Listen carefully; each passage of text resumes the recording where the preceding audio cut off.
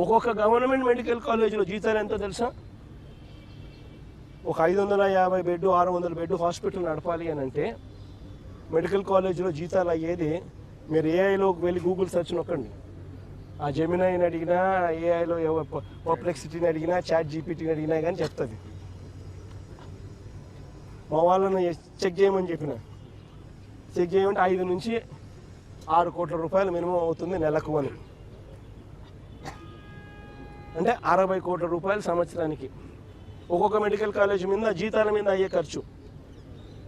అంటే 2 ఏళ్ళకి కలిపితే 120 కోట్లు. అంటే 120 కోట్ల రూపాయలు చంద్రబాబు నాయుడు వాళ్ళకి ఇస్తున్నాడు. ప్రైవేట్ వాళ్ళకు కాలేజీలు, government land, government construction, government హాస్పిటళ్ళు, గవర్నమెంట్ స్టాఫ్తో వాళ్ళకి ఇవ్వడమే కాకుండా ఒక్కొక్కరికి మేలు చేస్తూ గవర్నమెంట్ జీతాలు కూడా వాళ్ళకి ఇస్తూ 2 ఏళ్ల పాటు గవర్నమెంట్ జీతాలు ఇస్తుందంట. అంటే సంవత్సరానికి 60 కోట్లు ఎదురిస్తున్నారు. 10 మెడికల్ కాలేజీలు ఇంటూ 120 కోట్లు